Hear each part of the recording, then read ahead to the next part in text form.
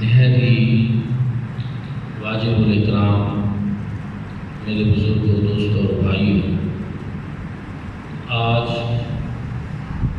یکم محرم الحرام ہے۔ اسلامی سال کا آغاز محرم الحرام سے ہوتا ہے، اور یہ عجیب بات ہے کہ اسلامی سال کا اختتام بھی قربانی پہ ہوتا ہے، اور اسلامی سال کا آغاز بھی قربانی سے ہوتا ہے۔ ذی الحجہ میں حضرت اسماعیل علیہ السلام کی قربانی، اور پھر محرم الحرام کی یکم کو خلیفہ دوم امیر المومنین ابو حفص حضرت عمر ابن خطاب رضی اللہ تعالیٰ عنہ آپ کا یوم شہادت، اور پھر اسی مہینہ میں شہزادہ گل قبا راکب دوش مصطفیٰ نور دیدہ سیدہ فاطمہ الزہرا حضرت امام علی مقام حضرت امام حسین رضی اللہ تعالیٰ عنہ اور آپ کے عظیم ساتھیوں کی قربانی جو ہے وہ اسی مہینہ میں ہے۔ اور یہ قربانیاں ہمیں اس بات کا درس دیتی ہیں کہ دین اسلام کے لیے جانی مالی قربانی کے لیے ہم وقت تیار رہنا یہ ہمارے لیے بہت ضروری ہے۔ آج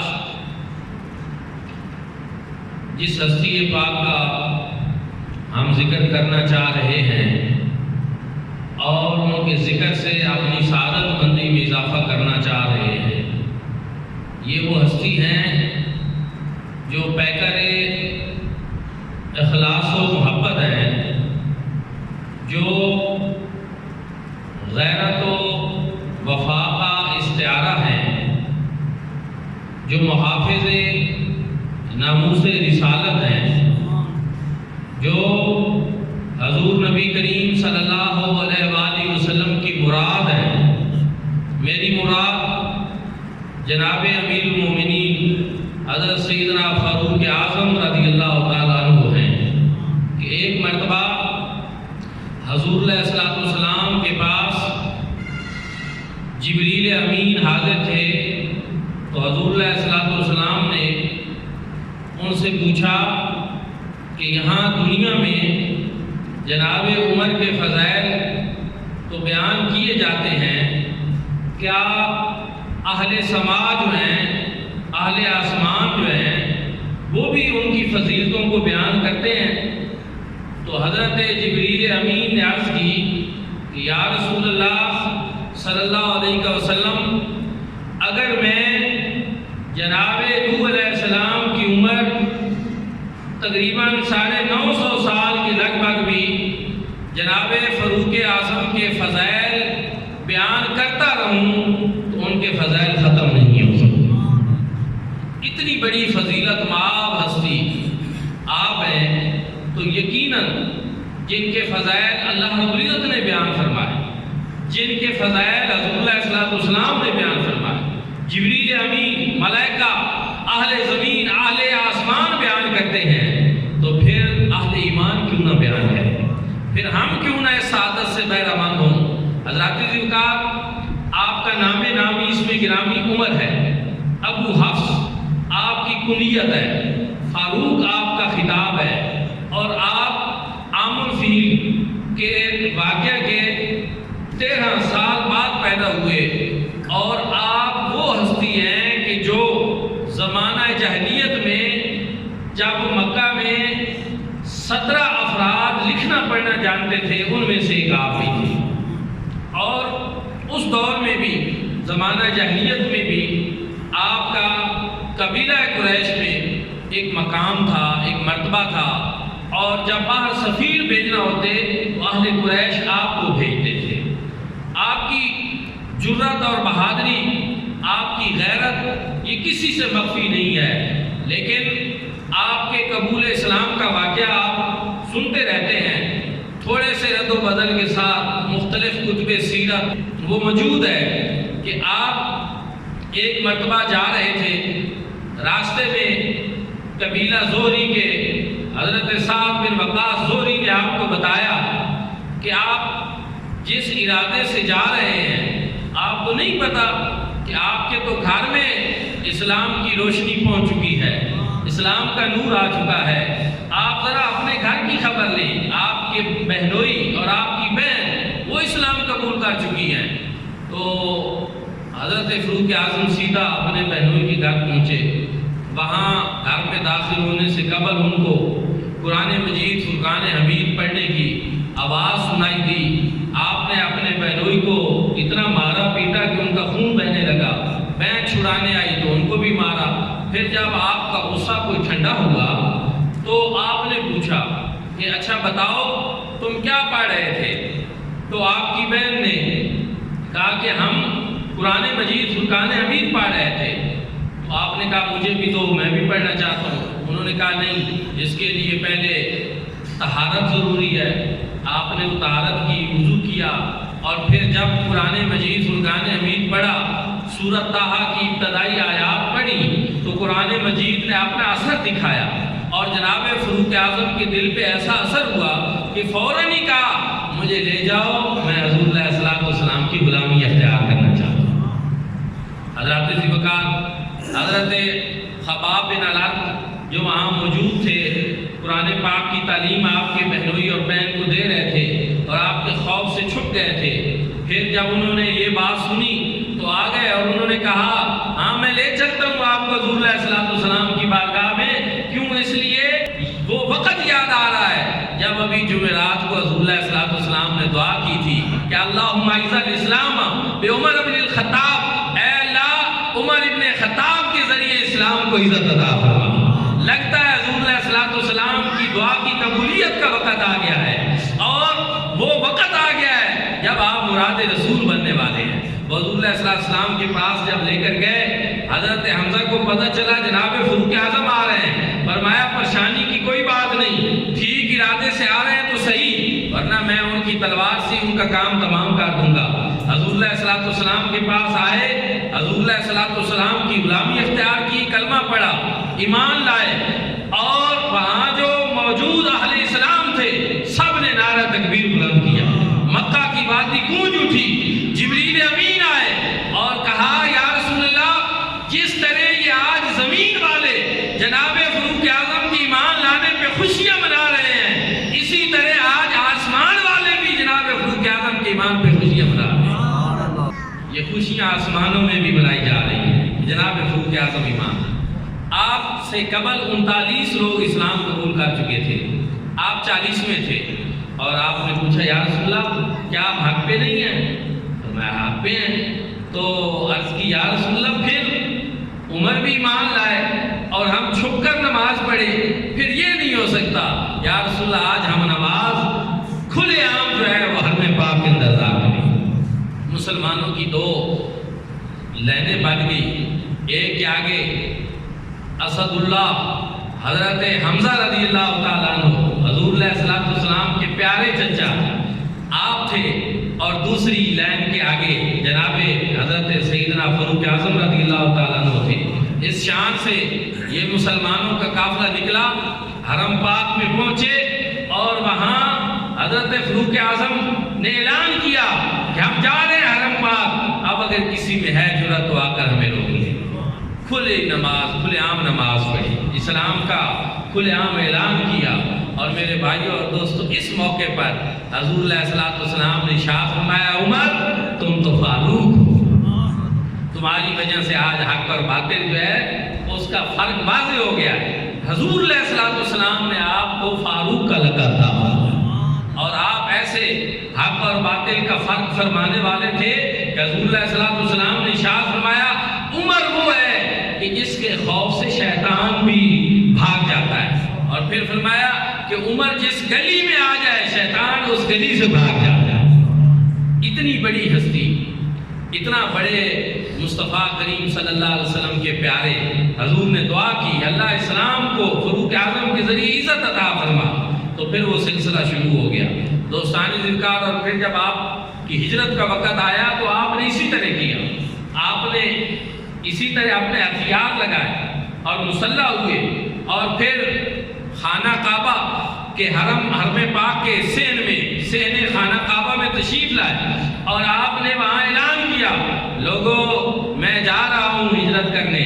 اب جس کا جی چاہتا ہے کہ اس کے بچے یتیم ہو جائیں، اس کی عورت بیوہ ہو جائے تو آ جائے مجھے روک لے. لیکن کسی کافر کو یہ جرأت نہ ہوئی کہ وہ آپ کو روک سکے.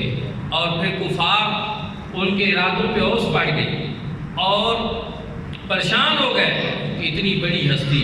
آپ جب ایمان لائے تو مشرکین جو ہیں ان کے لیے ایک صف ماتم پیش گئی کہ یہ ہو کیا گیا ہے. میرے بھائیوں اور دوستو، حضرت فاروق اعظم رضی اللہ تعالیٰ عنہ کے قبول ایمان کے بعد ہر معاملے میں حضور نبی کریم صلی اللہ علیہ وآلہ وسلم کا ساتھ دیا، ہمیشہ آپ کا ساتھ دیا. اور پھر ایک اہم بات یہ ہے، جناب فاروق اعظم رضی اللہ تعالیٰ عنہ کے حوالے سے حضور علیہ السلام نے ارشاد فرمایا کہ جناب عمر کی زبان کے اوپر حق بولتا ہے، حق بولتا ہے. اور پھر یہی ہوا کہ جناب فاروق اعظم رضی اللہ تعالیٰ عنہ جب رائے دیتے، صحابہ کرام کی رائے اور ہوتی، جناب فاروق اعظم کی رائے اور ہوتی، تو پھر چشم فلک عجیب منظر دیکھتی کہ جب فاروق اعظم رضی اللہ تعالیٰ عنہ کی رائے کے موافق اللہ رب العزت قرآن نازل فرما ہے. 21 یا 20 سے زائد آیات کریمہ ایسی ہیں کہ جو خیال، جو نظریہ یا جس خواہش یا جس تمنا کو حضرت فاروق اعظم نے کیا کہ ایسا ہو جائے، اللہ رب العزت نے 21 یا 20 سے زائد آیات جناب فاروق اعظم کے حق میں نازل فرمائی، ان کی رائے کے موافق نازل فرمائی. اور اس طرح جو ہے کتب سیرت میں، کتب تفسیر میں، کتب حدیث میں آپ دیکھیں موافقات عمر کا ایک پورا باب ملتا ہے کہ جس میں وہ آیات ذکر کی گئی ہیں جو اللہ رب العزت نے حضرت عمر کی خواہش کے مطابق نازل فرمائی. کہ آپ چاہتے تھے کہ ایسا ہو تو رب تعالیٰ نے ویسے، حرمت شراب کا حکم آپ چاہتے تھے شراب حرام ہونے کا حکم نازل، اللہ نے ویسے نازل کیا. آپ چاہتے تھے خواتین کے لیے پردہ ہونا چاہیے، ازواج مطہرات کے لیے پردہ ہونا چاہیے، رب تعالیٰ نے آیات پردہ نازل فرمایا. اسی طرح جب میرے حرم میں گئے تو عرض کی یا رسول اللہ یہ جو مقام ابراہیم ہے یہاں ہم اس کو جائے نماز نہ بنا لیں. رب تعالیٰ نے قرآن نازل فرما دیا، فرمایا وَاتَّخَذُوا مِن مَقَامِ إِبْرَاهِيمَ مُصَلًّى، تم اس جناب ابراہیم کے مقام کو اپنے لیے مصلی بنا لو، جائے نماز بنا لو. الغرض یہ بہت ساری آیات ایسی ہیں جو جناب فاروق اعظم رضی اللہ تعالیٰ عنہ کی تائید میں اور ان کی رائے کے موافق رب تعالیٰ نے قرآن میں نازل فرمائی. اس سے آپ اندازہ لگائیں کہ اس بندہ مومن کا مقام اور مرتبہ کیا تھا. میرے بھائیوں، اور پھر غیرت فاروقی کا یہ عالم تھا، جب بھی کوئی گستاخ، بد باطن، دریدہ دہن کسی قسم کی گستاخی کی جسارت کرتا آپ فوراً تلوار میان سے نکال دیتے. آپ نے سن رکھا ہے یہودی اور منافق کا واقعہ، آپ نے اس منافق کا سر قلم کر دیا اور قرآن میں رب تعالیٰ نے جناب فاروق اعظم کی تائید نازل فرمائی اور فرمایا وہ بظاہر کلمہ پڑھنے والا وہ صاحب ایمان ہی نہیں تھا، جناب فاروق اعظم نے ٹھیک کیا. اسی طرح میرے بھائیوں اور دوستو، ایک شخص جو ہے وہ سورت مبارکہ جس میں اللہ رب العزت نے اپنے محبوب کریم صلی اللہ علیہ وآلہ وسلم پہ عتاب فرمایا، سورت عبسہ، وہ آپ کو پتہ چلا کہ ایک مسجد کا امام ہے، روزانہ فجر میں خوب سے باطنی اور بد باطنی کی وجہ سے قرآن کی اس سورت کو بار بار پڑھتا ہے، اس وجہ سے کہ حضور علیہ السلام کی شان اقدس میں کمی اور گستاخی کے ذہن سے پڑھتا ہے، آپ نے اس کو واصل فی النار کر دیا. اس لیے قرآن کا پڑھنا جو ہے اس کو سمجھنا بھی ضروری ہے کہ کون کس مقصد کے لیے قرآن پڑھ رہا ہے. دوستان ذکر پھر جناب فاروق اعظم رضی اللہ تعالیٰ عنہ جب حضرت سیدنا صدیق اکبر رضی اللہ تعالیٰ عنہ کے بعد خلیفہ دوم بنے،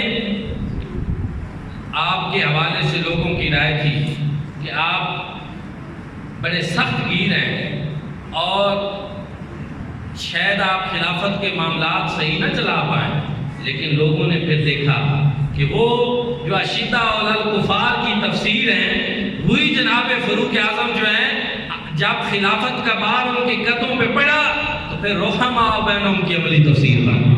وہ حلقہ یاراں تو بریشم کی طرح نرم، وہ حلقہ یاراں تو بریشم کی طرح نرم، وہ رسم حق و باطل تو فولاد ہے مومن. مومنوں کے لیے تو وہ نرم تھے لیکن کافروں کے لیے وہ سخت تھے. اور یہی وجہ ہے کہ آپ کے عدل کی وجہ سے، آپ کے انصاف کی وجہ سے اسلامی سلطنت کی وسعتیں جو ہیں وہ شرق سے غرب تک پھیل گئی. 22 لاکھ مربع میل جو ہے اس کے اندر اسلامی سلطنت کی وسعتیں پھیل گئی. بیت المقدس بغیر جنگ کے آپ کی وجہ سے اللہ پاک نے اس کو وہ فتح کا. دوستان ذوالفقار پھر وہی حضرت فاروق اعظم رضی اللہ تعالیٰ عنہ خلیفۃ المومنین ہیں، لیکن آپ جب قحط پڑا تھا آپ کے زمانے میں تو آپ نے پھر گھی کا استعمال نہیں فرمایا، پھر شہد کا استعمال نہیں کیا قحط کے زمانہ میں. اور پھر جب خشک سالی ہوئی تو آپ نے حضور علیہ الصلوۃ والسلام کی چچا حضرت عباس رضی اللہ تعالیٰ عنہ کو بلایا اور اللہ کی بارگاہ میں عرض کی کہ اے اللہ، حضور نبی کریم صلی اللہ علیہ وسلم کے پیارے چچا، میں حضرت عباس کے وسیلے سے دعا کرتا ہوں ہمارے لیے بارش نازل کرو. جب آپ نے حضور کے چچا کا وسیلہ اللہ کی بارگاہ میں پیش کیا تو اللہ رب العزت نے اسی وقت بارش نازل کر کا سالی کا خاتمہ ہو گیا. اس سے پتہ یہ چلا کہ اللہ کی بارگاہ میں اللہ کے پیاروں کا وسیلہ پیش کرنا یہ ہمیشہ سے صحابہ کرام کی سنت رہی ہے. ہر دور میں ان کا یہ طریقہ رہا ہے کہ حضور کے پیارے چچا کے وسیلہ سے بارش کی دعا کی تو اللہ رب العزت نے اسی وقت بارش نازل کر.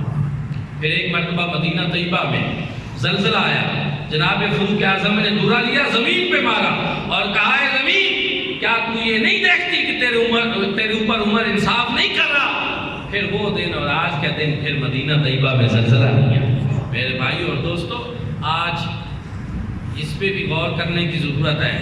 ہمارے بھی حکمران ہیں، ہر طرح کی نحوستیں ہمارے اوپر آ رہی ہیں، وبائیں آ رہی ہیں، بیماریاں آ رہی ہیں، چیزیں مسلط ہیں.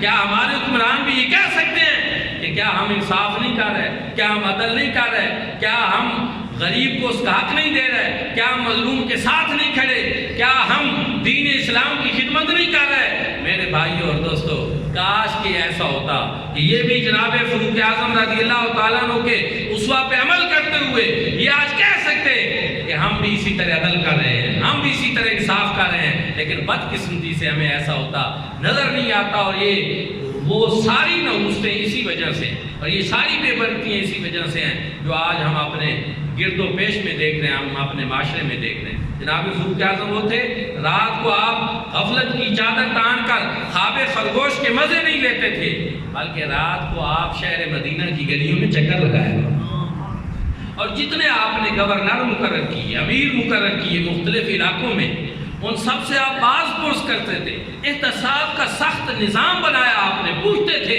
کہ اگر ایسا ہوا ہے تو کیوں ہوا ہے، کون ایسا کر رہا ہے. اور صرف یہ نہیں کہ دوسروں سے پوچھتے تھے، بلکہ جب آپ کا کوئی احتساب کرتا تو آپ اپنے احتساب کے لیے خود پیش کر دیتے. جب اسی طرح وہ چادریں آئی تھیں مال غنیمت کی، جب ایک شخص نے اعتراض کیا جناب ہمارا جسم آپ سے چھوٹا ہے، ہمارا قد آپ سے چھوٹا ہے اور اس ایک چادر سے ہمارا لباس کو مشکل بن سکتا ہے، آپ کا قد بھی ہم سے بڑا ہے، تو وہ کیسے ممکن ہے کہ ایک چادر سے آپ کا لباس بنے؟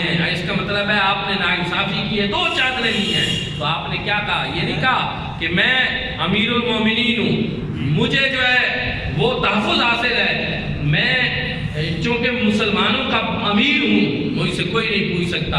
آپ نے کہا نہیں، تمہاری بات ٹھیک ہے، تمہارا اعتراض بھی ٹھیک ہے، میں اس کا جواب جو ہے وہ دینا چاہوں گا. پھر آپ نے اپنے بیٹے کو کہا وضاحت کریں. آپ کے بیٹے کھڑے ہوئے، انہوں نے کہا جی بالکل، مال غنیمت سے جو چادریں آئیں سب کو حصے میں ایک ایک ملی، ہمارے امیر کو بھی ایک ہی ملی.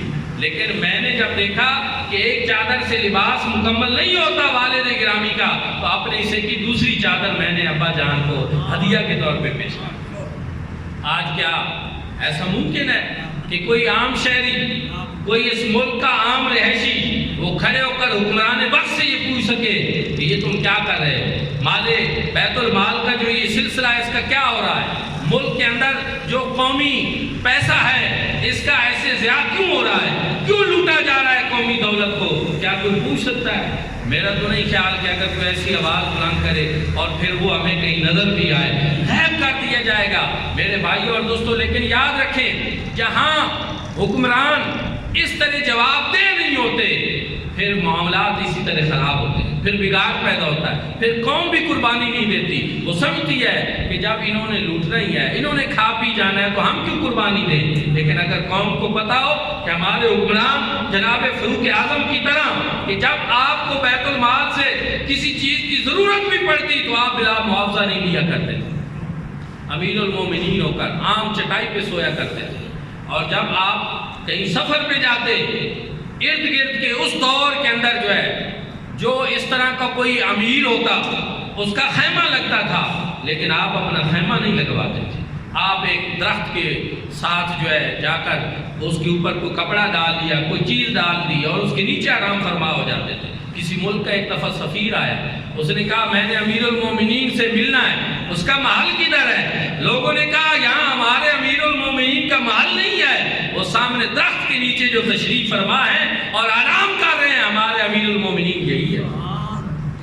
کیا شان تھی ان کی، اللہ نے کیا ان کو مقام عطا فرمایا تھا، چٹائی پہ درختوں کے نیچے سونے والے، محل نہیں، اور طرز زندگی سادہ ہے، پیوند زدہ لباس آپ پہنتے تھے، لیکن اس کے باوجود کافروں کے دل پہ دہشت کیا تھی، کفار کس طرح لرزتے تھے۔ اور میرے بھائیوں اور دوستوں جو لوگ مادیت پرست ہو جاتے ہیں ان کا جو روب ہے وہ ختم کر دیا جاتا ہے۔ جب لوگوں کے دلوں میں ہرس ہو، پیسہ ہو، مفاد پرستی ہو، پھر ایسے لوگوں کی قدر نہیں ہوتی، ان کا روب نہیں ہوتا۔ جناب فاروق اعظم رضی اللہ تعالیٰ عنہ کا روب یہ تھا، کیسر و کسریٰ آپ کے نام سے لرزہ برندام ہو جایا کرتے تھے، اور پھر ہوا بھی یہی کہ روم بھی فتح ہوا تو جناب فاروق اعظم کے دور میں پھر ایران بھی فتح ہوا، جو اس دور کی سپر پاور تھی وہ آپ کے دور میں پھر فتح ہو۔ یہ وہ چیز ہے جو اصل میں۔ اور پھر ایک اور بڑی اہم بات، اگر کوئی جوان آدمی آپ کے سامنے سے گزرتا اور وہ سست ہوتا اور بیمار سا نظر آتا اور اپنے آپ کو ایسی لچاری کے عالم میں لے کر چل رہا ہوتا تو آپ اس کو پکڑ لیتے اور آپ اس کو سزا دیتے، برا مارتے، کہتے نوجوانوں کا کیا کام ہے کتنے سست ہو جائیں۔ یہ بات سمجھے آپ، اور آپ فرمایا کرتے تھے میں کبھی بھی تمہیں اس حال میں نہ دیکھوں کہ نہ تم دنیا کا کوئی کام کر رہے ہو اور نہ آخرت کا۔ یہ فتوحات اسلامی کی وجہ ہے، یہ اصل وہ نقطہ ہے جس کی وجہ سے اسلامی سلطنت آپ کے دور میں وسیع ہوئی، جس کی وجہ سے اسلام شرق سے غرب تک پھیلا۔ وجہ یہ تھی کہ آپ لوگوں کو فارغ نہیں بیٹھنے دیتے تھے، آپ کہتے تھے کام کرو، یا دین کا کرو یا دنیا کا کرو، کچھ تو کرو۔ لیکن بدقسمتی یہ ہے کہ آج آپ ہمارے ارد گرد دیکھیں، ہمارے نوجوانوں کو دیکھیں غفلت میں ڈوبے ہوئے ہیں، ہمارے کسان اپنی زمینوں پہ محنت نہیں کرتے، ہمارے تاجر اپنی دکان پہ محنت نہیں کرتے، اسلامی تجارت نہیں کرتے۔ میرے بھائیوں اور دوستوں پھر ہم کہتے ہیں کفار ہمارے اوپر غالب ہو رہے ہیں، پھر ذلت ہمارا مقدر بن رہی ہے۔ میرے بھائیوں جو قوم اپنے آپ کو خود نہیں سنبھالتی پھر غیروں سے بھیک مانگ کر وہ گزارا نہیں کر سکتی۔ اس لیے سب سے پہلے یہ ضروری ہے کہ جناب فاروق اعظم کا دیا ہوا یہ جو اصول ہے کہ میں کبھی بھی تمہیں اس حال میں نہ دیکھوں کہ نہ تم دنیا کا کوئی کام کر رہے ہو اور نہ آخرت۔ مطلب یہ کہ کام کرو کام کرو کام کرو۔ ہمارے بابا قوم قائد اعظم محمد علی جناح رحمۃ اللہ تعالی علیہ کا مشہور فرمان ہے، آپ فرمایا کرتے تھے کام کام کام۔ لیکن حقیقت یہ ہے کہ ہم کام کوش ہو گئے، تن آسان ہو گئے، تن پروری ہمارا کھانا پینا سونا اللہ اللہ خیر سر، کوئی اور ہمارا کام نہیں رہا۔ اور یہ نتیجہ ہے بے برکتی کا۔ کام کرنے والے کے کام میں اللہ برکت ڈالتا ہے، ہمت مرداں مدد خدا۔ لیکن افسوس یہ ہے کہ آج ہماری قوم کہتی ہے ہم چارپائی پہ پڑے رہیں، آرام کے ساتھ سوئے رہیں اور ہماری تقدیر بدل جائے۔ قطعاً ایسا نہیں ہوتا۔ اسلام کو سمجھنے والے جناب فاروق اعظم ہم سے بہتر تھے، لیکن ساتھ کام پہ توجہ دیتے تھے، کام کرواتے تھے، اور اس کا نتیجہ آپ کے سامنے ہے۔ اسلامی سلطنت کی وسعتیں کس قدر تیزی کے ساتھ شرق سے غرب تک پھیلنا شروع۔ پھر اسی طرح آپ کے دور میں حضرت عمرو بن العاص نے جو مصر کے گورنر تھے آپ کو خط لکھا کہ یہاں ایک عجیب صورتحال ہے کہ دریائے نیل جو ہے وہ ہر سال خشک ہو جاتا ہے اور تب تک جاری نہیں ہوتا جب تک دریائے نیل کے لیے ایک کنواری لڑکی جو ہے اس کو بھیٹ نہ چڑھا دیا جائے، اس کو جو ہے لباس پہنا کر وہ دریا کے اندر ڈال دیتے تھے اور وہ دریا کی لہروں کی نظر ہو جاتی تھی، پھر دریا رواں ہوتا تھا۔ یہ ایک جاہلیت کی عجیب سی رسم تھی اور مشرکانہ دور میں تھی۔ تو آپ حضرت عمرو بن العاص نے کہا کہ آئندہ ایسا نہیں ہوگا اور آپ کو خط لکھا کہ میں نے اس کو روک دیا ہے۔ آپ نے جواباً فرمایا تم نے اچھا کیا، ایسی جاہلیت کی باتیں ختم ہونی چاہیے، اور پھر ساتھ کہا کہ یہ میں خط دے رہا ہوں، اس کو دریائے نیل کے سپورٹ کر دو۔ دریائے نیل کی طرف آپ نے خط لکھا اور آپ نے لکھا کہ یہ مسلمانوں کے امیر عمر ابن خطاب کی طرف سے ہے، اور میں تمہیں یہ کہتا ہوں کہ اگر تو اپنی مرضی سے جاری ہوتا تھا تو پھر جاری نہ ہو، اور اگر تجھے اللہ رب العزت جاری کرتے تھے تو پھر میں رب تعالیٰ کی بارگاہ میں یہ التجا کرتا ہوں کہ وہ تجھے جاری کر دیں۔ حضرت عمرو بن العاص فرماتے ہیں جب ہم نے خط جو ہے دریا کے سپورٹ کیا، اسی وقت دریا جو ہے اس کی لہریں جو ہیں وہ ہم نے دیکھی اور دریا کا پانی جو ہے اسی وقت آ گیا، اور اس طرح وہ جاہلیت کا جو ایک سلسلہ تھا اس کا خاتمہ۔ دوستان ذکر یہ وہ حضرت فاروق اعظم رضی اللہ تعالیٰ عنہ ہے جو اس طرح فرمایا کرتے تھے کہ دریا آپ کی بات مانتے تھے، زمین پہ درا مارا پھر زلزلہ نہیں آیا، زمین آپ کی بات کو مانتی تھی۔ کیوں؟ اس لیے کہ وہ لوگ جو صحیح معنوں میں اسلام کے اصولوں پہ عمل پیرا ہوتے ہیں، پھر وہ اس کا مصداق بن جاتے ہیں کہ کی محمد صلی اللہ علیہ وسلم سے وفا تو نے تو ہم تیرے ہیں، یہ جہاں چیز ہے کیا لہو قلم دے۔ ایک دفعہ آپ رات کو چکر لگا رہے تھے، ایک بڑھیا مائی جو ہے وہ اپنی بیٹی کو کہہ رہی تھی بیٹی دودھ میں پانی ملا۔ آپ نے سنا تو بیٹی نے آگے جواب دیا امی جان میں نے دودھ میں پانی نہیں ملانا۔ اس نے کہا دودھ میں پانی ملا دو، دودھ کے دام بڑھ جائیں گے، قیمت زیادہ ملے گی اور اس طرح جو ہے ہمارے پاس پیسے زیادہ آئیں گے، اور کوئی دیکھ بھی تو نہیں رہا۔ جب یہ بات سنی اس بیٹی نے، اس نے کہا امی جان ٹھیک ہے اس وقت ہمیں یہاں تو کوئی نہیں دیکھ رہا لیکن ہمارا رب تو ہمیں دیکھ رہا، میں نے دودھ میں پانی نہیں ملا۔ جب یہ بات اس نے کی، جناب فاروق اعظم آگے چلے گئے، صبح آپ ان کے دروازے پہ تشریف لائے، دستک دی، کہا کون؟ کہا فاروق اعظم، اور میں نے رات کو آپ کی باتیں سنی اس لیے میں آیا ہوں۔ بڑھیا کانپ اٹھی، لرز گئی کہ جناب فاروق اعظم ہیں، یہ مجھے سزا دیں گے اور چھوڑیں گے نہیں، میں نے غلط بات کی۔ لرزتے بدن کے ساتھ جا کر کنڈی کھولی، جناب فاروق اعظم کے قدموں پہ گر گئی، مجھے معاف کر دے، میں نے غلط بات کی۔ آپ نے فرمایا وہ تو ٹھیک ہے لیکن میں تو تجھے آج مبارکباد دینے آیا ہوں جس کے گھر میں ایسی خوش نصیب بیٹی موجود ہے جو یہ سمجھتی ہے کہ کوئی دیکھے یا نہ دیکھے میرا رب تو مجھے دیکھ رہا۔ اور پھر آپ نے اپنے بیٹے کے لیے اس بیٹی کا رشتہ طلب کر دیا۔ یہاں یاد رکھیں آپ نے ایک معیار دیا کہ یہ ہم تو اپنے رشتے طے کرنے میں دیکھتے ہیں کہ جاہ و حشمت کا عالم کیا ہے، نوکری کیسی ہے، کوٹھیاں کتنی ہیں، مربے کتنے ہیں، کاریں کتنی ہیں، لیکن جناب فاروق اعظم نے اس بیٹی کا رشتہ طلب کیا جس کے اندر تقویٰ تھا، رب تعالیٰ کا خوف تھا، پرہیزگاری تھی اور جو نیک سیرت تھی۔ اور یہ بھی چیز حدیث پاک میں بیان ہوئی ہے کہ اگر کوئی دنیاوی امور کے لیے اگر نکاح کرے گا تو اس کو صرف دنیا ہی ملے گی، اور اگر کوئی دین کے لیے جو ہے وہ رشتہ کرے گا اور نکاح کرے گا تو اللہ رب العزت اس دین کی برکت سے اس کو ساتھ دنیا بھی عطا ہوگا، دنیاوی خوشحالی بھی ملے گی۔ تو یہ چیزیں یہ معیار ہونی چاہیے۔ جناب فاروق اعظم رضی اللہ تعالیٰ عنہ ہستی تھے، آپ نے بچوں کے وظائف مقرر کیے، جو بیوائیں اور یتیم تھے ان کے وظائف مقرر کیے۔ اسی طرح آپ نے جیل کا جو ہے انتظام، اس کو جیل کا محکمہ قائم کیا اور اس کا خوبصورت اہتمام کیا۔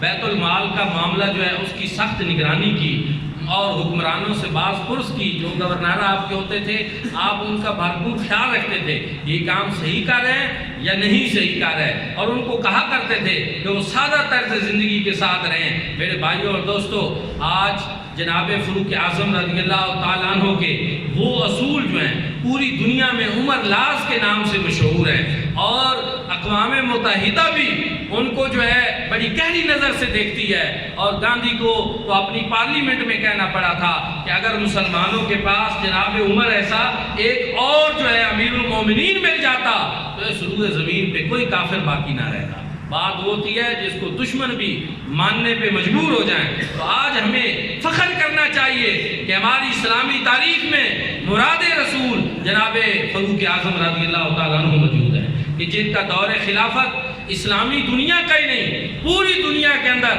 جو نظام چل رہے ہیں ان میں ایک بہترین نظام خلافت تھا، ایک بہترین نظام حکومت تھا، جس کی مثال دنیا اب پیش کرنے سے قاصر ہے۔ دوستان ذکر ایسی ہستیاں بلا شبہ اسلامی تاریخ کے لیے ایک بہت بڑا سرمایہ ہے۔ یکم محرم الحرام آپ کا یعنی آج کا دن یوم شہادت ہے، اور آپ کی جب شہادت واقع ہوئی، ابو لولو فیروز مجوسی جو ہے جب اس نے نماز کے لیے آپ لوگوں کو بلا رہے تھے تو آپ پہ خنجر کا وار کیا، تو پھر آپ اس بات کی دعا کرتے تھے کہ اللہ پاک مجھے شہادت کی موت عطا فرمائے، لیکن ساتھ یہ بھی سوچتے تھے کہ یہاں مدینہ طیبہ میں ٹھہرے ہوتے ہوئے مجھے کیسے شہادت نصیب ہوگی۔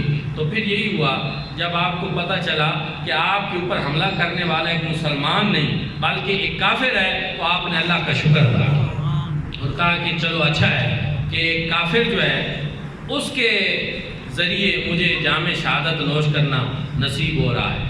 اور پھر آپ نے حضرت سیدہ عائشہ صدیقہ رضی اللہ تعالیٰ عنہ کی طرف پیغام بھیجا کہ میں یہ چاہتا ہوں کہ مجھے حضور نبی کریم صلی اللہ علیہ وآلہ وسلم کے روضہ اقدس کے اندر جو ہے وہ جگہ نصیب ہو جائے اور مجھے یہ ساتھ نصیب ہو جائے۔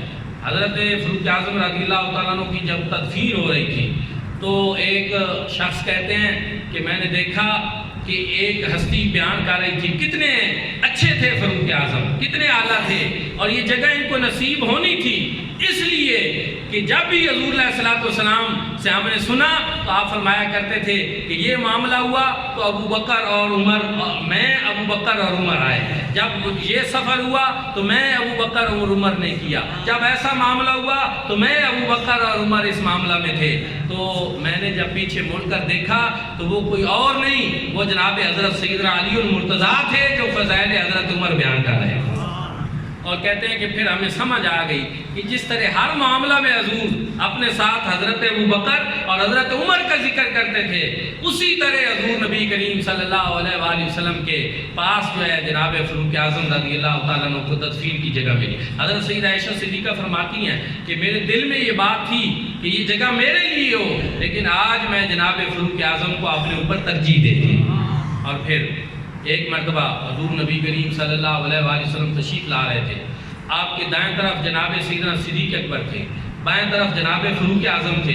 صحابہ کرام نے جب اس طرح دیکھا کہ سرکار نے ان کے اوپر ہاتھ رکھے ہوئے ہیں اور تشریف لا رہے ہیں، صحابہ کرام نے جب یہ حسین منظر دیکھا تو بڑے خوش ہوئے۔ حضور علیہ الصلوۃ والسلام نے ان کو اس طرح مسرور ہوتے دیکھ کر ارشاد فرمایا تھا، فرمایا آج تم جس طرح ہمیں اس طرح دیکھ کر خوش ہو رہے ہو، فرمایا ہاکذا نبعث یوم القیامہ، قیامت کے دن بھی ہم اسی طرح اٹھائے جائیں گے، قیامت کے دن بھی ہم اسی طرح اٹھائے جائیں گے۔ میرے بھائیوں اور دوستو، پھر حضور نبی کریم صلی اللہ علیہ وآلہ وسلم فرماتے ہیں ایک مرتبہ میں نے خواب میں دیکھا کہ میں جنت میں ہوں اور وہاں میں نے ایک عالیشان محل دیکھا۔ میں نے پوچھا یہ محل کس کا ہے؟ مجھے بتایا گیا یہ فاروق اعظم کا ہے۔ حضور علیہ السلام فرماتے میرے دل میں یہ خواہش تو پیدا ہوئی کہ میں اس کے اندر جاؤں، پھر میں واپس آ گیا۔ حضرت فاروق اعظم بھی موجود تھے جب یہ خواب سنا رہے تھے، تو آپ نے ارشاد فرمایا کہ میں نے اس محل کے اندر قدم حضرت فاروق اعظم کی غیرت کو دیکھتے ہوئے نہیں رکھا۔ جناب فاروق اعظم رونے لگ گئے، یا رسول اللہ کیا میں اس بات پہ غیرت کھاؤں گا کہ آپ وہاں اس محل کے اندر تشریف لے جائیں؟ آپ قدم رجع فرماتے تو میرے لیے اور زیادہ بہتر ہوتا۔ بہرحال وہ آپ ہستی ہیں کہ جن کو جنت کی بشارت حضور نبی کریم صلی اللہ علیہ وسلم نے زندگی میں دی، جن کا اس طرح کا محل حضور علیہ السلام نے ان کو زندگی میں بتایا کہ جنت میں آپ کے لیے اس طرح کا محل تیار ہے۔ اور پھر حضور علیہ السلام کی بات ایک مرتبہ پھر میں نے خواب دیکھا اور اس میں مجھے دودھ پیش کیا گیا، میں نے وہ دودھ پیا اور جو بچ گیا وہ میں نے حضرت فاروق اعظم کو پیش کر دیا۔ پھر صحابہ کرام نے پوچھا یا رسول اللہ اس کی تعبیر کیا ہے؟ رسول اللہ صلی اللہ علیہ وسلم نے فرمایا کہ خواب میں جو دودھ پینا ہوتا ہے یہ علم کی زیادتی اور بڑھوتری اس کی تعبیر ہوتی ہے، اور اللہ رب العزت نے اس دودھ کے پیالے کے ذریعے جو علم مجھے عطا فرمایا اس کا کچھ حصہ میں نے جناب فاروق اعظم کو دیا۔ اس طرح حضرت فاروق اعظم رضی اللہ تعالیٰ عنہ کو مصطفیٰ کریم صلی اللہ علیہ وسلم کی بارگاہ سے علم نصیب ہوا، اور حضور نے فرمایا پہلی جتنی امتیں تھیں ان کے اندر ملہم ہوا کرتے تھے جن کو الہام ہوتا تھا، اور ایک لفظ ہوتا ہے محدث جو حدیث کو بیان کرتا ہے یا حدیث کو پڑھاتا ہے یا حدیث پہ گہری دسترس رکھتا ہے، اور ایک ہوتا ہے محدث جو گفتگو کرتا ہے۔ تو حضور نے فرمایا کہ پہلی امتوں میں ملہم ہوا کرتے تھے، محدث ہوا کرتے تھے، میری امت کا جو محدث ہے وہ فاروق اعظم ہے۔ صحابہ کرام نے عرض کیا یا رسول اللہ وہ محدث کیا ہوتا ہے؟ حضور نے فرمایا وہ ہوتا ہے کہ جس کی زبان کے اوپر ملائکہ کلام کرتے ہیں۔ یہ جناب فاروق اعظم وہ ہیں کہ جن کی زبان کے اوپر ملائکہ کلام کرتے ہیں، اور پھر حضور نے فرمایا عمر وہ ہے جس کی زبان پہ حق جاری ہوتا ہے، اور ایک مرتبہ حضور نے فرمایا عمر وہ ہے جس کی زبان پہ رب تعالیٰ کلام فرماتے ہیں۔ پھر حضور نبی کریم صلی اللہ علیہ وسلم نے ایک عرفہ کی رات فرمایا کہ اللہ رب العزت نے آج عرفہ کی رات جناب فاروق اعظم پہ خاص نظر کرم فرمایا۔ پھر رسول اللہ صلی اللہ علیہ وسلم نے فرمایا قیامت کے دن اللہ رب العزت جناب فاروق اعظم سے مصافحہ فرمائے۔ ایسی ہستی پاک جو ہے جن کا وجود امت مسلمہ کے لیے ایک غنیمت